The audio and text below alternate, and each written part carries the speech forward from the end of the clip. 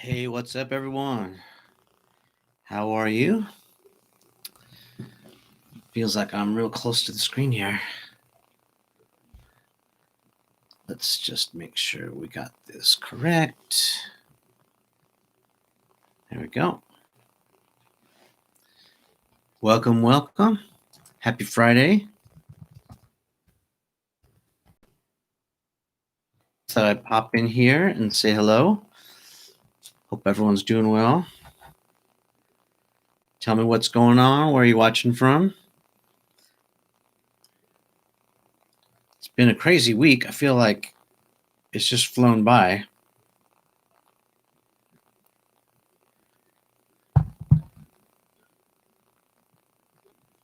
Where are you guys at? Where are my people at?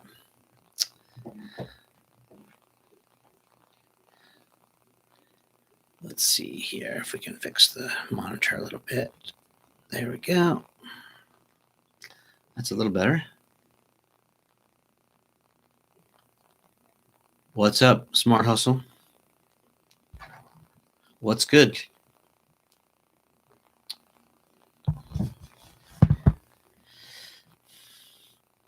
What's up? What's up? Hey guys, just thought I'd pop in here and do a little creator coaching or Q&A to find out what you guys want to know about. Hello from Germany. What's up, Alex? India in the house. Thank you. I'm in LA. Weather is nice. Actually, it's like perfect. Not too hot, not too cold.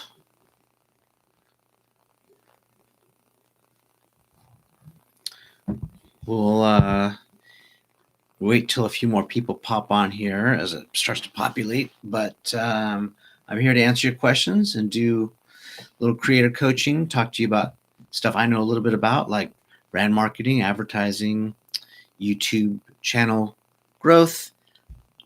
I'm pretty psyched. We just hit the 200,000 subscriber mark. So thank you for all the love and support. Appreciate that. Tell me what's going on with you guys. Love to hear what projects you're working on.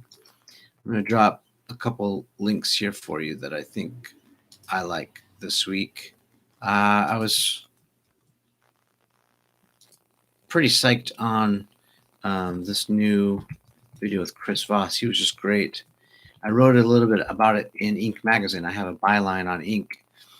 and talked about negotiation skills with Chris. He was just super great. The funny thing about Chris is he sounds exactly like Al Pacino.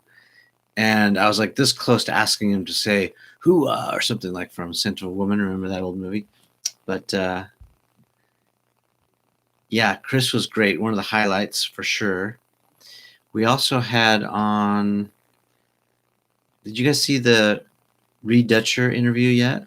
Reed is the manager of Mr. Beast and Preston Plays and some of these big YouTubers. He's like the man behind the scenes. Pretty good. I'll try and find that video here for you. I'll drop it in the comments. If you're just coming online here, let me know what's new.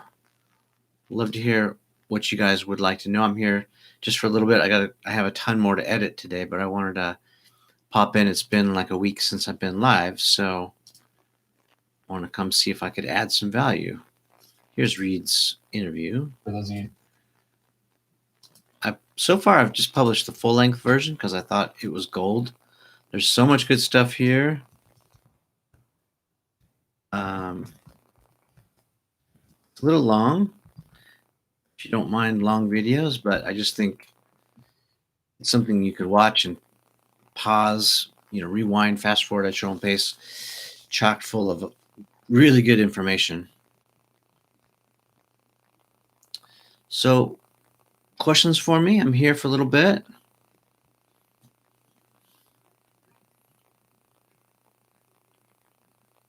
Let me know what you want to know. Otherwise, I'm reading a couple of new books right now. I get sent books all the time by authors and their publishers. This one's an oldie but a goodie. I really like this book so far. I'm about halfway through it. This is James Clear's book on atomic habits. Pretty good. Of course, I have the practice. I haven't finished the whole book, to be honest, but I interviewed Seth about this. If you haven't seen that interview, it turned out great. This is about doing the work. It's really a culmination of several of Seth's books, I think, at least my first impression. But I'm loving that. I'm going back and reading this book. I love this book. It talks a lot about price, strategy, anchors. And if you caught my last episode with Chris Doe, Chris and I talked a lot about anchors, and I think a lot of the reference was from this book. And then this weekend, I'm talking to renowned psychologist David Burns. This is like a big, thick book. I can't wait to dive into this. But it's a revised edition of, I think, his last book or his first book, Feeling Good. This one's Feeling Great. That's better, I guess. We'll find out. But apparently there's some new techniques and some new science and discovery, and that should be interesting. So those are 4 books that I'm reading right now, kind of at the same time. All right, let's see if I can answer some of these questions. Should we prefer well-made videos over a decent edit for a beginner on YouTube? This is a very good question, and my answer to that is it depends. The reason it depends is it depends on who your audience is. So let's take a big brand example that you might know about. Let's look at Ritz-Carlton versus Motel 6, sort of the far left and the far right side of that spectrum. So what if the Ritz-Carlton did really low quality videos, even though they were just beginning? Is that on brand? Would it appeal to their audience? Would there be any pushback? Would it do any damage to their brand? These are the questions you have to ask. I think in the case of the Ritz-Carlton, then yes, low quality or low production videos, even if they're just beginning, is probably not a good idea because it's not on brand.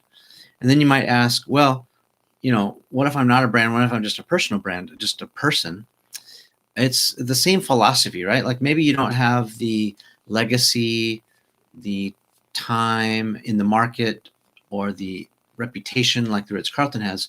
But if you're trying to position yourself as the Ritz-Carlton of whatever your expertise is, whether you're a car mechanic or you're going to open an e-commerce store or B2B, B2C, doesn't really matter. But think about your reputation.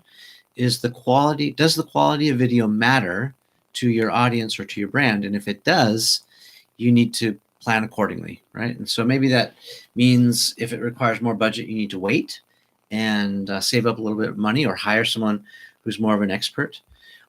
On the other end, if it doesn't matter, if it's totally irrelevant, then you can also move accordingly. Hope that is a decent answer for you. Pedro wants to know, what advice would you tell yourself when you started your YouTube channel? Consistency. I think that's probably my biggest regret, is I've been very inconsistent, and YouTube has definitely throttled my growth, I think, for consistency. The other thing is, I can give a lot of excuses, but it's really my fault, if I was more consistent, I think I would have better optics and all that on YouTube. Hope that answers that. Jaden wants to know, what's up, Jaden? Have you thought about doing videos where you talk about people behind the brand instead of doing an interview? Yeah, you left that in the comments the other day. I saw that. It's actually a really good suggestion. I've sort of done that in a couple videos. I've been actually playing around with that narrative style. I don't know if you've seen that, but let me drop the link. For example, I kind of did that with, here we go.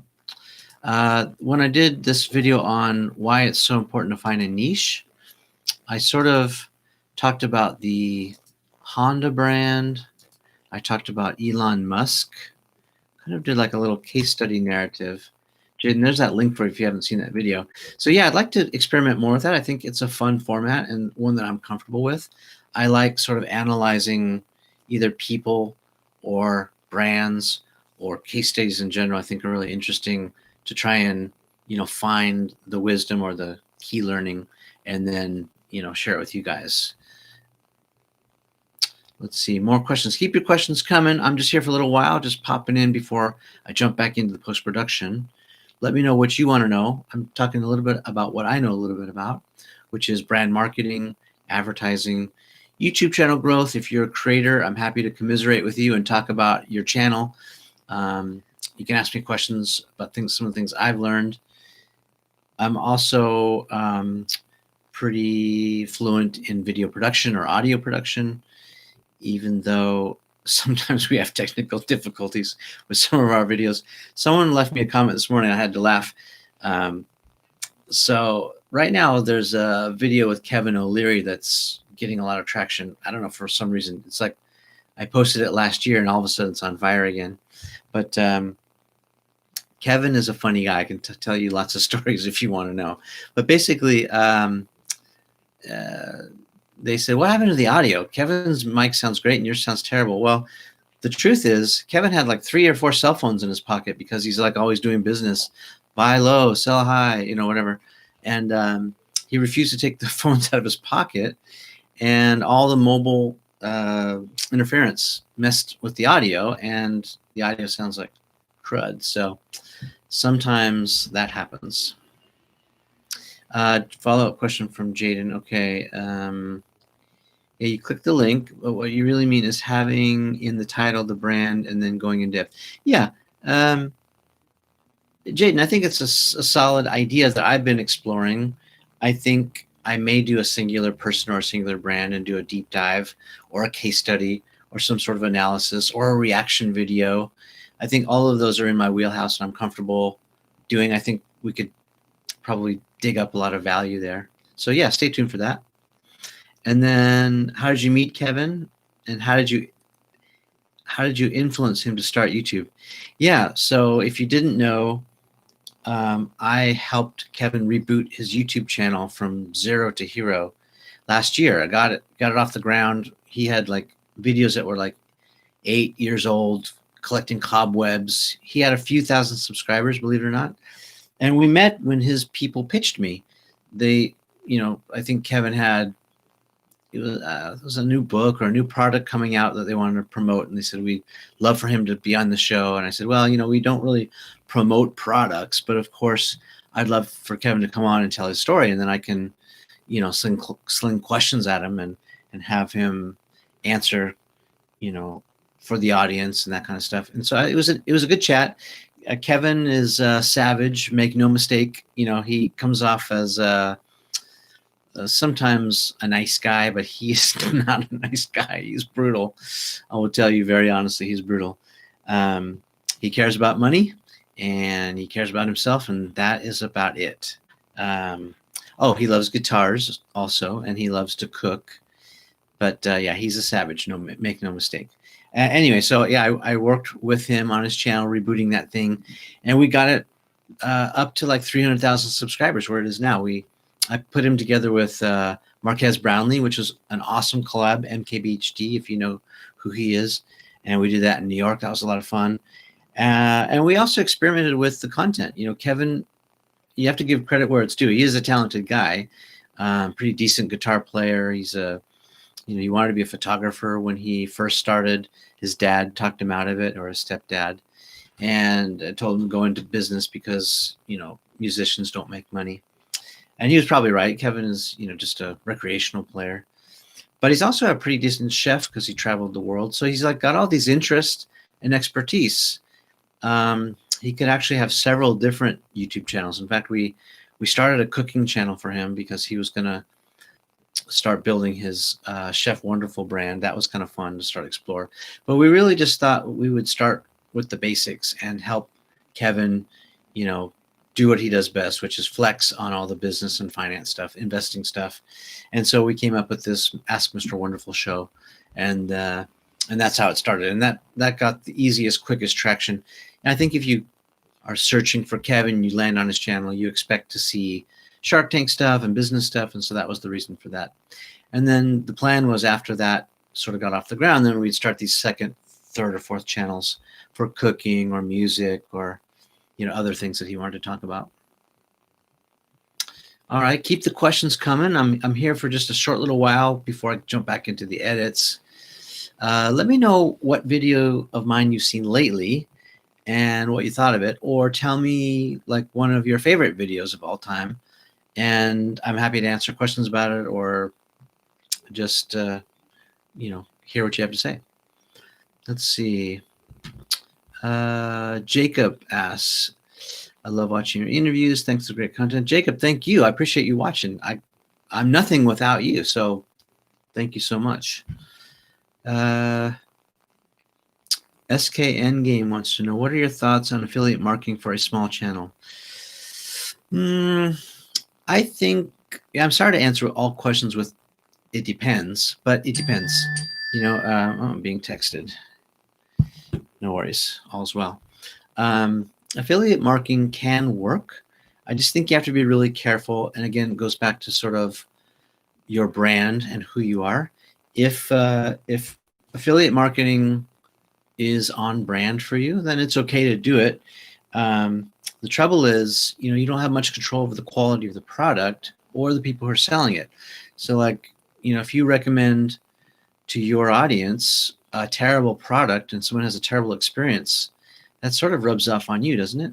And I think that's sort of the danger or risk with affiliate marketing, is you don't have full control over the product, the quality, the customer service, and if someone gets ripped off who you sent there, you're sort of, to blame for that. You have some responsibility. And so I think, it takes a long time to build trust with people, and that trust can be broken and lost in an instant. So you have to weigh whether or not that affiliate marketing is worth the dollars and, little dollars that you might earn versus the risk that you might be up against. Who knows? It might be worth it, especially if you collaborate with someone that you know, like, and trust. But I would just say be careful. More questions. Keep the questions coming. Olivia says, you've seen most all of my videos. Thank you so much, Olivia. That's very sweet. I appreciate that. I've been at it for a long time. I'm still, to be honest, I'm not always happy or satisfied with the outcome. I just think, I could have done a little bit better, or I wish I would have said that. I think I'm a little bit of a perfectionist that way, so that's something I'm trying to work on, but thank you for saying that. Let's see, more questions. Carlos wants to know, who made the biggest impact on you? Oh, without a question, I would say it's Seth Godin. Seth started out sort of as my distant guru or mentor, I would say. And it quickly, well, I wouldn't say quickly, maybe over like a year or two, I wore him down, I think, with all my questions. And we started having more of a friendship. And so without a doubt, I'd say Seth has had the most impact on me. He's a great friend, and he's just so smart, and he seems to just like be in my back pocket whenever I need him for an answer about branding or life or whatever. I'll drop a link here for you guys to check out if you haven't seen my latest with Seth. Let's see. So another question from Hussein says, your series with Seth Godin's the best. Thank you so much. Yes, I have been doing it for a long time. Thank you so much for the kind words. I really appreciate that. It means a lot.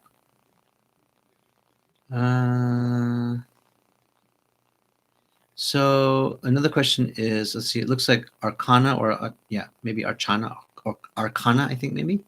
So is it impossible to keep different niches to different channels? Yeah, this is a good sort of strategic question.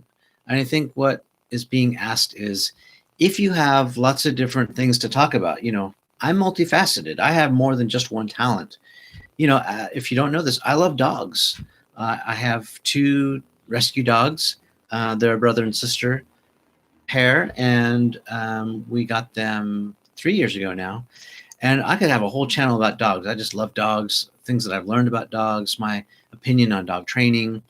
But I wouldn't put it on behind the brand because I think fundamentally the question you have to ask is when someone searches for you and they come and find you, are you delivering what they expected to find? Now, sometimes it might be a pleasant surprise, like, oh, I had no idea Brian also does that. He's a great singer or terrific cook, or he loves dogs and so do I. But I think fundamentally you need to deliver what people came for in the first place. Does that make sense? And so you can do a little bit of experimenting, what I would call like widening the lane or the scope. So like, what I've tried to do with my narratives or my short films is an example of content I think can still belong on behind the brand, and it doesn't go out of the lane. It doesn't go off track. It stays in on brand, but it just widens the lane a bit to show you a little bit more of what I'm interested in doing or capable of doing. If it's a full departure, like we were thinking about for Kevin, Kevin's food channel or Chef Wonderful, I think it does belong on a separate channel. And it also helps YouTube. So there's another reason for that, not just strategic, but like in search, YouTube will be very confused and not know who to recommend your videos to. And so as a result, you'll probably have your growth throttled and restricted. So that's another reason to have it on a separate place. Hope that makes sense. Jaden wants to know, do you have a team or do a majority of your work? I do have a small team. My business, I have a full service production company. You might call it like a strategic marketing agency. So we're doing film and commercial work for brands that you might see on TV or hear on the radio or see on the internet. We are managing channels like we did for Kevin O'Leary. We take on full 360 projects where we do the strategy, the planning of the editorial content, the collaborations, the partnerships. Sometimes we buy media for clients. And of course, I can't do all of that. So I have a team to help me with that. So it's people who, film and edit and do the publishing and the SEO. Can I do it all? Yes. Do I want to do it all? No. I need to be focusing on more big picture, strategic, and also I love the storytelling. One of my favorite things to do is direct. And when you're the director, you also love the editing because the editing process is also the storytelling. And so it's hard for me to jump away from the editing chair as well because I feel like I want to control the cadence and the tone, the nuances, and all these things are done, with finesse in the editing. So, I do both. Let's see. More questions. Keep them coming.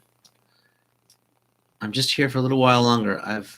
It's about 10:25 Pacific time. I'm in Los Angeles, and I probably just have a few more minutes if you want to squeeze in a few more questions.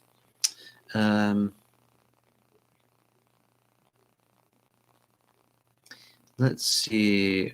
Oh, Anandasamy on CoffeeZilla stream. Yeah, Steven's a cool dude. He and I have been chatting. We started talking because he caught my eye when he was being real critical, rightly so, of Kevin and his really terrible cameo appearances. Have you guys seen these? I don't understand it. So, I'm not consulting with Kevin anymore. I got busy. He got busy. He's doing his own thing. And I have no idea why he decided to do those ridiculous cameo spots. If you don't know the background on this, for some reason, he's like selling shout outs for like $1,200 a piece to brands and people that he doesn't know, which is really bad for your brand, because, if you're, again, going back to this affiliate marketing recommendation, if you don't know the product or the people that you're recommending, then, you run the risk of, aligning yourself with someone who's a crook or a scam artist, or worse. And so I just think it's not worth any amount to take that kind of risk on your brand, because, you lose credibility, you dilute or damage your brand.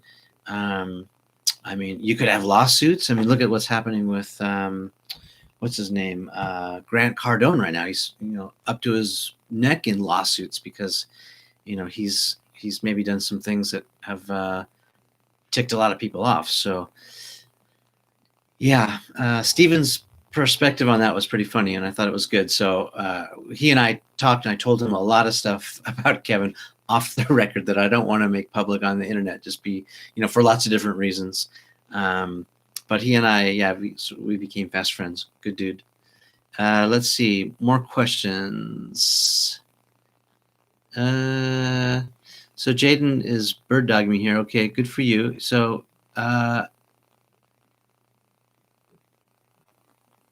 yeah, when I reach out to companies, I reach them, how they like to be reached. So some people I've had good, I think that's what you're asking me, is how to reach out and do sales. I guess, Jaden, maybe that's your question, is how I reach out. Yeah, I reach out however that person wants to be contacted. So you don't always know if that person's a text person, or, if I got a random text from someone I don't know, I think I would be a little bit put off. My text is kind of private. If you know me, you can text me, but I would prefer an email if it's a cold call. And I probably would not appreciate a call, just because I probably wouldn't answer it. But, I'm just thinking about that right now. I did just get a cold call, and it was from someone pitching me something. And I was like, hey, just send me an email. That's the best way. But I've had pretty good luck with Twitter DMs and Instagram DMs, and just, sliding into the DMs just to make an introduction, not necessarily make a pitch, but just to say hello. I think, sales is a lot like, dating. Like, you wouldn't just walk up to someone and plant a kiss on them. You have to get permission first. But first, you want to become friends, build a relationship, build trust. And then once you have this established relationship, and the other party has reciprocated the feelings, or, hints at the fact that that's what they want, then you can deliver your pitch, whatever you're going to do. Otherwise, it's like, not good. You may get metaphorically slapped or punched right in the face. What's up, Toe Piglet? Mr. Beast Manager, thank you so much. I appreciate that. Yeah, Reed is a baller, man. And he actually was a footballer. I played sports in school, but didn't make it to D1. And he, played with Carson Wentz. Really cool dude. Great story. I just love that story. He's like the Jerry Maguire story was what his inspiration. And I think that's a really cool story. Julian, thank you so much for the donation. I appreciate that. This channel is independent. It has been from the start, and every little bit helps. We are self-funded, and I really appreciate that. Julian's question is, when you are approaching these commercial clients, what type of approach do you take to build trust? This is a good question. I think for me, the first thing I do, honestly, Julian, is I try to find someone who we have in common, a common friend, and see if I can get a warm introduction. That is my first step. And sometimes, it is a bit of a two-stepper. In other words, you may have to think a little bit more long-term. Like, say there's a client that you want to reach, and then you realize that they are connected to someone that you haven't kept in touch with for a long time. So what I don't like to do is, call or email or text someone and say, hey, long time no talk. Can you introduce me to this client that I want to do business with? I think that is a little bit cringy. So what I try to do is, because I already have permission and opt-in and enter built, a relationship with this first person, I try to go back and sort of rekindle the relationship in a very, normal, not out of the blue or like hit them right in the face kind of way. Like I'll go back and I'll try and warm up the relationship and try to bring value to that person. Like I'll just maybe I will say, hey, long time no see, haven't chatted in a while. Would love to know what you're working on. Let me know how I can support you. Not like what I can sell you, but what I can support you and help you with. I won't go in for the ask at that point. And then if that person re-engages with me, like maybe if I haven't talked to them in like a year, then we'll get back, into warming up that relationship. And then at a point where I feel like it's been appropriate amount of time and I've given enough to that person to go in for the ask for that, introduction to the client that I want to meet, then I'll do it. And sometimes that's a 1 month process. Sometimes it's a 6 month process. I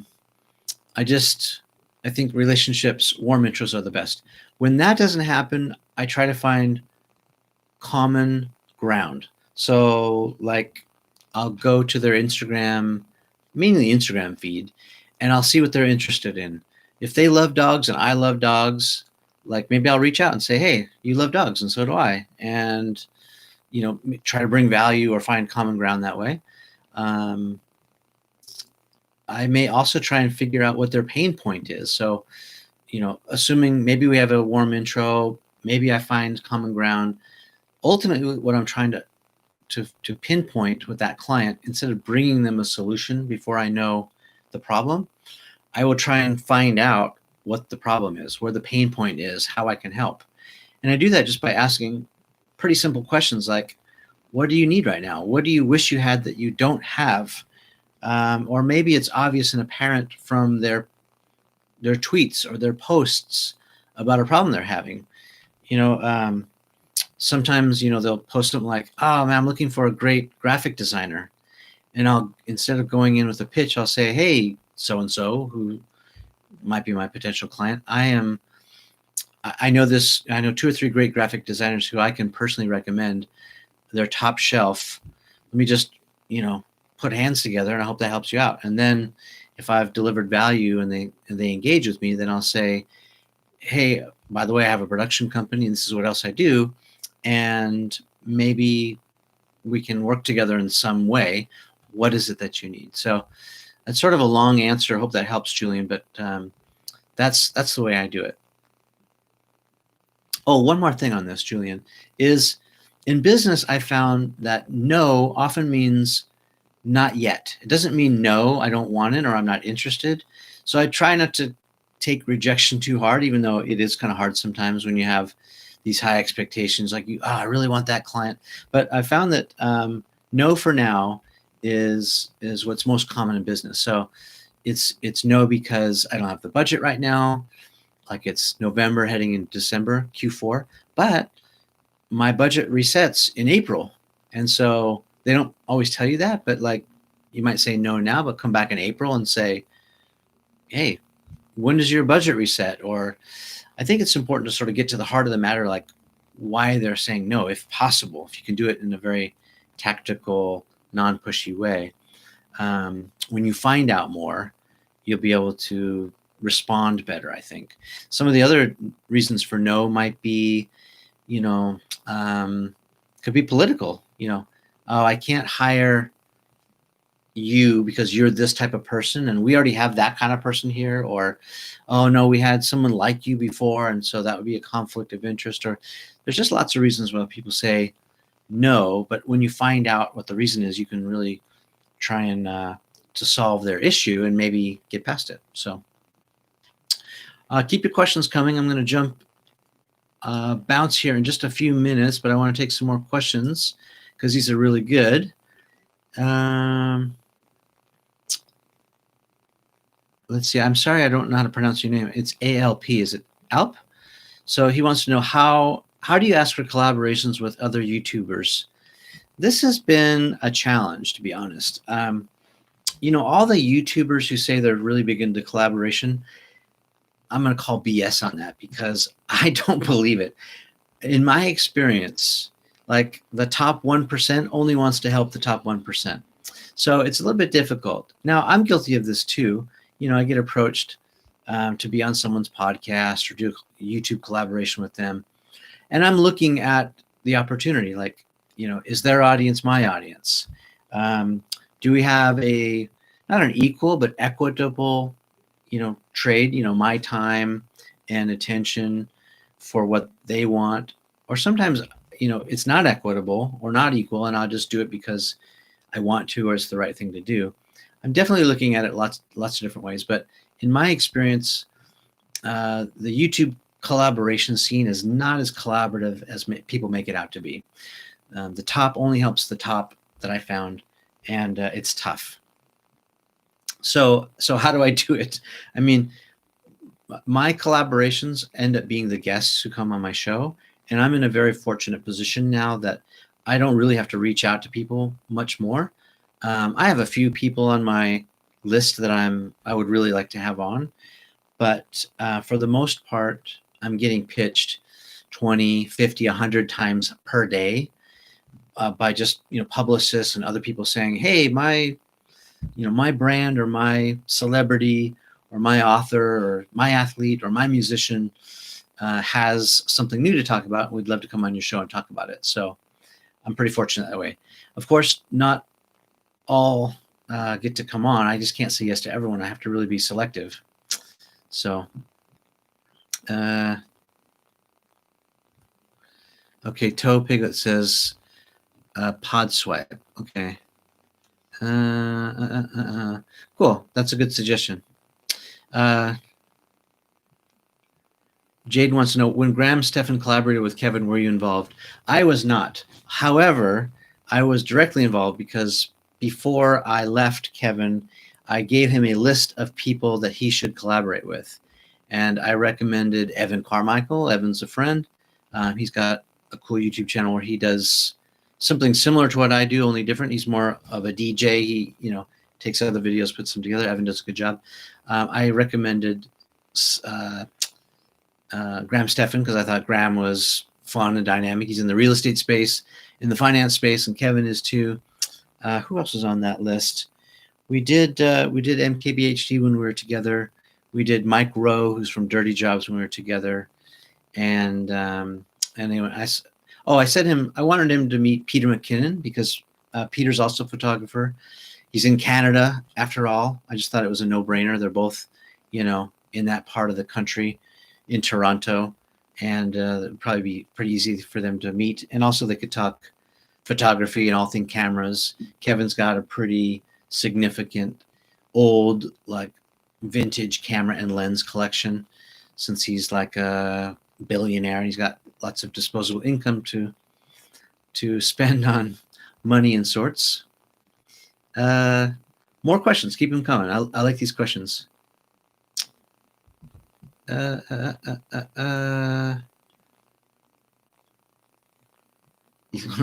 Lord wants to know, have I seen the new Norm smart glasses? I have not. I will check it out, though. I have no idea what that is. Let's see.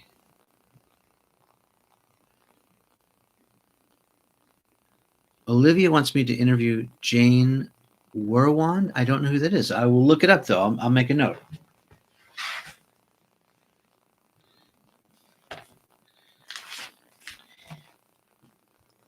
Okay, if you're just tuning in, I'm talking a little bit about what I know a little bit about: brand marketing, advertising, strategy, YouTube channel growth, audience development, video production, audio production.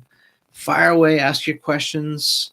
Are you guys, do you have your own YouTube channels? And if so, are you looking at any new cameras that are coming out? One of the cameras I'm kind of excited about, I won't lie, is the new Canon C70, which sort of is like a poor man's C300 Mark II. It's like everything, well, almost everything in the C300 body, but in a much more compact, kind of chopped off body. But it's got, two XLR audio inputs, and it's got all the autofocus features. I think that's a really cool camera, and it's right around $5,000, so it's pretty decent. Yes, I will make a note about the Norm glasses. Yeah, these are Warby Parker glasses, nothing fancy. Let me know what video of mine you've seen lately and what you thought of it. One of the videos that I thought was pretty fun or very informative lately was the Salesforce.com video with Bala Ashvar. Bala was amazing. That thing was fire. It's long, so fair warning. But you can watch it on YouTube. So like watch it in chunks. Pause, take notes, fast forward, rewind, watch it. Watch it in your jammies, whatever you want to do. But that interview was fire. Like Bala has helped Mark Benioff and Salesforce, for the last 20 years, basically take Salesforce from this certain valuation up to, I think they're 160, $170 billion valuation now. That interview is chock full of wisdom. I will see if I can link that for you right now. I just posted it. Here it is. And this is, this is part of just staying the course. Here's a video that's just so valuable and it's got so much information. It's long, so it's not going to get the views that, maybe like an 8-minute video is going to get, but like it has 500 views on it. It's way underviewed in my opinion. Like, and this is the irony, right? Like there's so much noise out there on the internet, on YouTube. There's good stuff and there's not so good stuff, but like you have to sift through it all. I wish that we had a better like aggregator. The algorithm is not always in my favor, I would say. Sometimes people have a hard time finding my channel. So in some ways, I'm like the best kept secret on YouTube. And in other ways, YouTube, will throttle your growth or limit your exposure even though the video is gold, if only 500 people watch it, it's not going to go far. Look at this chat. We have 22 people on here. And, if this were about the optics, I would have retired a long time ago, but it's not about the optics. It's about delivering value to the right number of people. And I would rather have 23 people who are highly engaged and asking great questions, 24 now, than a million people who do nothing. So to the 24 or 5 of you that are here now, you matter. This is why I'm here. This is why I do this and why I will keep doing it. As long as there's at least one person on the live stream, I will keep doing it. So thank you to all of you. Peter says he just watched the Chris Do interview. Yes, Chris is the man. Yeah. I hope to do more with Chris. He and I, like, we see eye to eye on so many things. He's so talented. We have a lot of the same mutual admirations, like Marty Neumeier and people like that. Chris was great. Let's see. Joanne wants to know, have you heard of Tiffany from Juggling Jenkins? No, I have not, but I'm happy to check it out.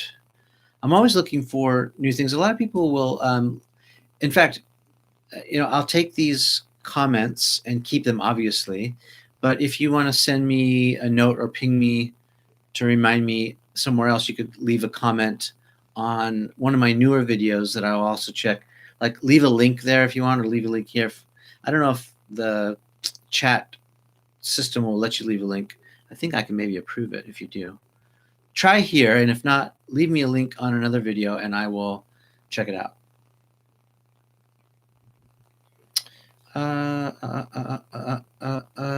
More questions. Hussein says, can't agree with you more. Less views doesn't mean bad. That's right.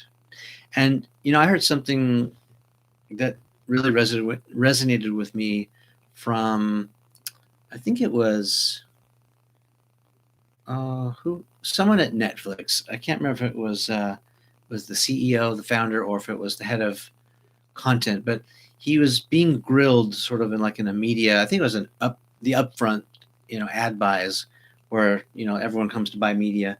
And they were asking him, to publish the stats for a certain show. He's like, we don't publish stats. And they asked, why not? And he said, because that's not a good measure of whether the show is any good. Sometimes it takes a while for you develop a story or develop the characters or for a show to find an audience. It's not always a hit right out of the gate.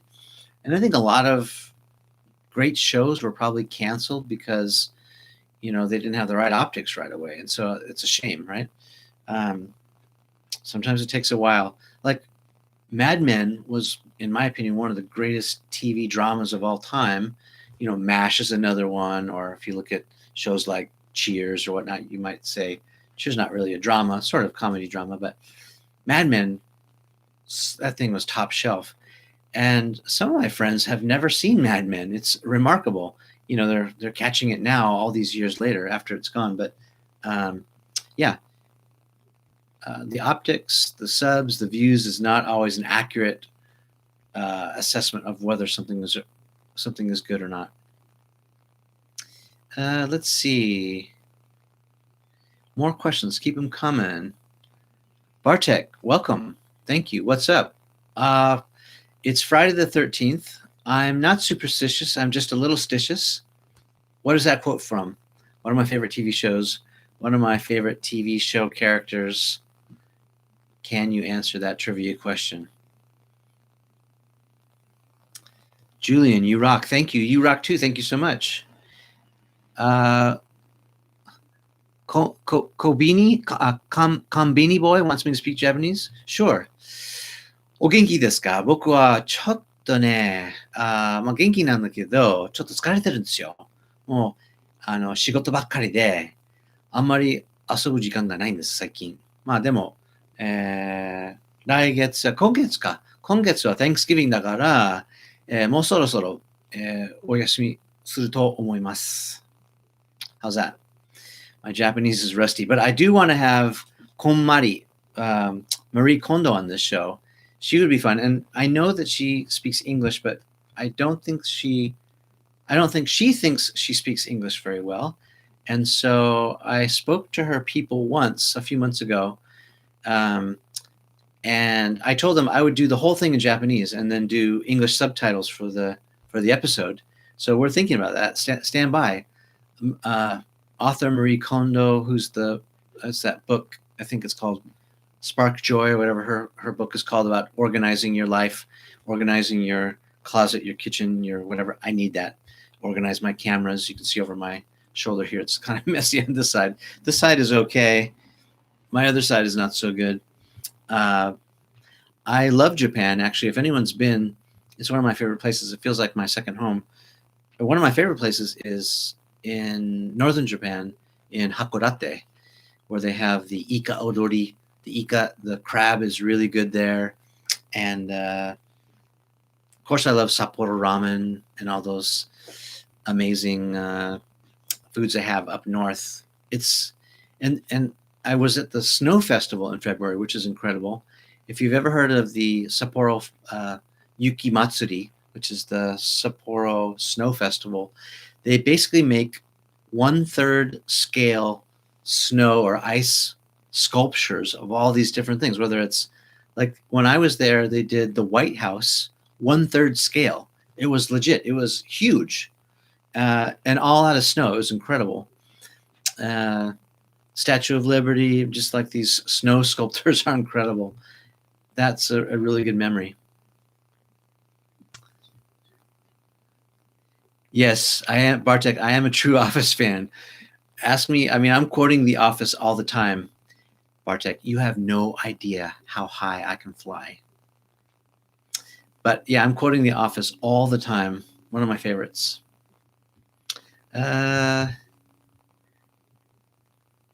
Let's see. Yeah, Hussein wants to know, did you learn Japanese? Yeah, so I lived in Japan. I worked there for a little while, off and on. With my production business, I had a contract and worked pretty closely with Honda Motor Company, based here in Southern California. And then I did some work in Tochigi, Japan, and have done product stuff for them, like video related, but also audience development and kind of like other stuff. I'll just say I'm under NDA, so I can't say too much. But yeah, I've worked with several Japanese companies, so I love to shake the rust off of my Japanese and practice once in a while. Sushi, I could probably eat it, 2-3 times a week.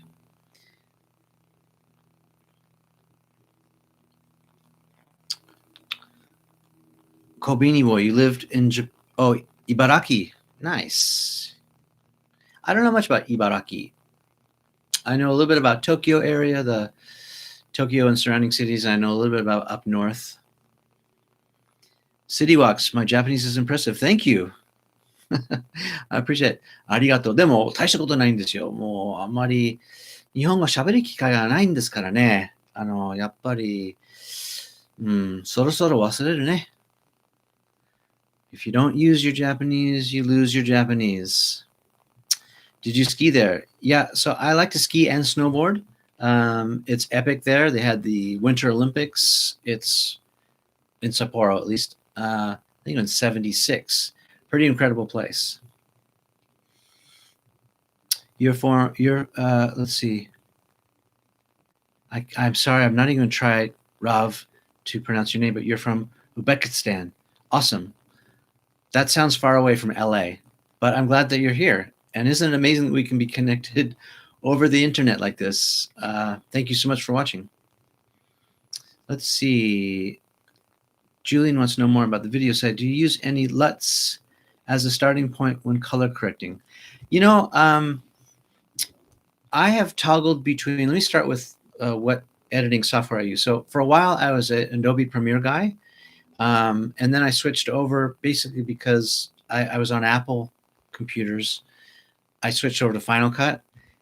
I think both are fine. I think, if you're doing a lot of, graphics and animation, definitely Adobe makes sense because of all the seamless integration with Photoshop and Illustrator and all the other After Effects programs.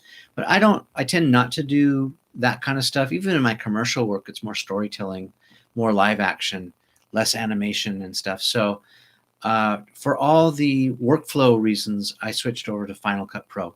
And the cool thing about Final Cut, at least in the last few updates, instead of having to use LUTs, they have, you can go in when you click on the little eye for the information on the actual file. Once you upload to your event or to your library, you can go in and they have a pre-color corrected selection. You probably know this for what camera you use. So if it's an ARRI or a Panasonic or a Red camera or a Canon, they have the sort of what it should be, so it will automatically color correct for you.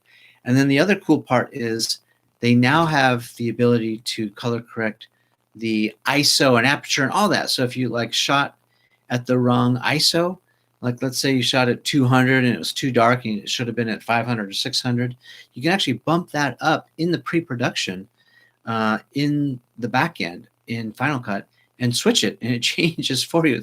It's magic. So I do all that, and then I throw it in to the timeline, and then I do my color corrections. So I tend to do like a custom LUT, if you want to call it a LUT, for different projects. So some projects might call for like that orangey turquoise kind of tint, or maybe it's more of a sepia tone, or it's old school, or if it's like kind of like cinematic. I do my own custom color correction, and then create a preset for that particular project. Hope that helps. Let's see. Yes, Lord, The Office. I've got so much. This is a total random comment, but who is that guy that let's see. I see him on YouTube a lot. Hang on a second. I'm going to find him. What is his name? He's a pretty popular YouTuber. What is his name? I think he looks exactly like Ryan from The Office. Whenever I see him, oh man, and his name escapes me. he's popular, and I'm just having a mind blank right now. But let me throw it back on you guys. Can you think of who I'm thinking about? He's a YouTuber. He talks a lot about minimalism, and I swear he is Ryan from The Office. You know, he's got that little man beard. He's got big buggy eyes, kind of the same color hair. Help me out. Who am I thinking about? Minimalism, YouTube. He's like the guy who talks all about that. You know, I gave up, all my furniture for 30 days, or I gave up sweets, or I took cold showers. I like his videos. He's a good storyteller. But he looks like Ryan from The Office to me, and it cracks me up all the time. Oh yeah, it's Matt Diavella. That's right. Thank you, CityBox. Yeah. Matt, am I wrong? Is he Ryan from The Office? I think he is BJ Novak's brother or cousin or something. They must be related somewhere on the family tree. It cracks me up. And Ryan has so many. Ryan's character from The Office has so many quotable things too. I like that episode when he is basically fired as like the youngest VP at Dunder Mifflin, and he comes back as the temp, and he's like trying to get back in everyone's good graces, and he's like being friendly to people, and everyone's sort of giving him a hard time, and he basically says to the camera, "I'm keeping a list of everyone who wronged me." And then, like Jim makes a comment, and like he goes, he looks to the camera like, all right, Jim's on the list. That's like the best acting ever. He doesn't have to say a word, but like, it's so funny. I love that.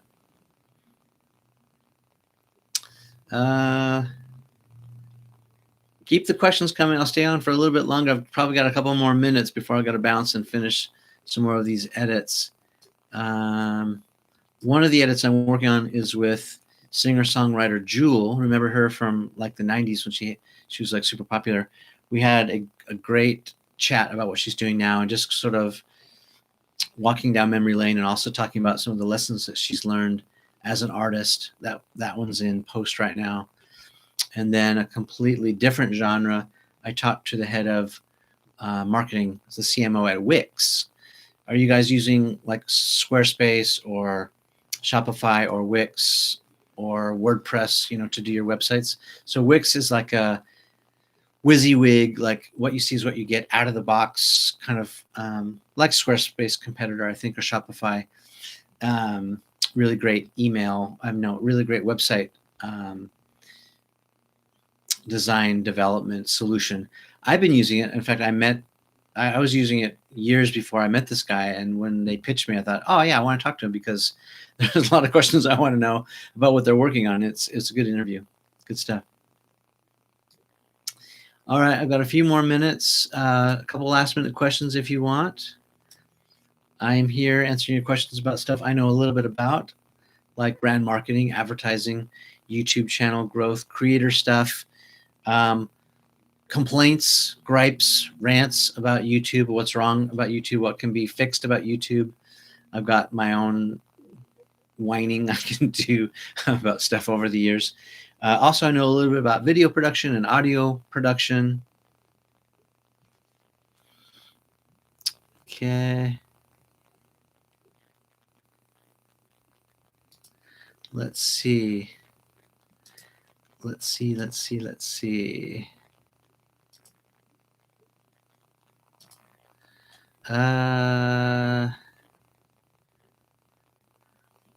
Couple more questions here. I'm trying to ask or answer.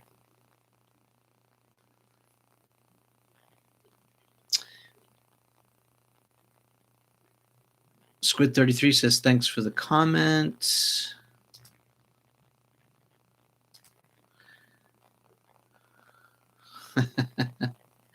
We have a spammer. That's fine. Welcome, spammer. It's all good in the hood.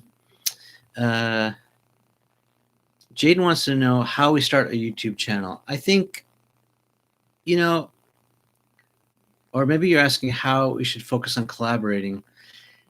I think it goes back to finding common ground. If you can find someone, like if you can be the peanut butter to their chocolate, two great tastes that taste great together, there's probably something to do there. And I think that there's plenty of ideas, whether that's entertainment based or inspiration based or education based for you guys to do.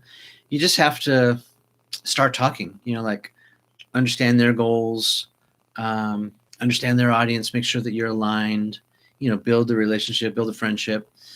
A good example of this maybe is, did you guys see the video I did with Sean Duras? So Sean McBride, also known as Sean Duras, told two different stories of how he met and collaborated with Casey Neistat. And I thought that was a good story because he basically said, he didn't try to go in for a pitch or an ask. He basically went in to deliver value. And the way he delivered value to Casey was, Sean Duras was invited by Forbes magazine to do some sort of feature article, editorial piece, and talk about his success on Snapchat at the time. And it was in New York City, and Sean is from Utah. And so he's like, well, I have no reason to go to New York City except for this interview. So if I'm going to go, I might as well make the best of it. So he actually just randomly reached out to Casey, who at the time he knew was living in New York. Casey responded and said he would love to do it. And so basically Sean shared the spotlight with him in the Forbes piece. Didn't ask for anything. He just said, let me bring value your way. I think it would be great to get the two of us together and talk about what we're doing on social media. Sure enough, it was awesome. And so that's how that relationship started. It started as a friendship. And then they started collaborating together maybe a few months down the road, but not immediately. So any kind of collaboration, I think, first starts with seeing that if you're aligned, seeing that you can be friends. Start with the friendship first.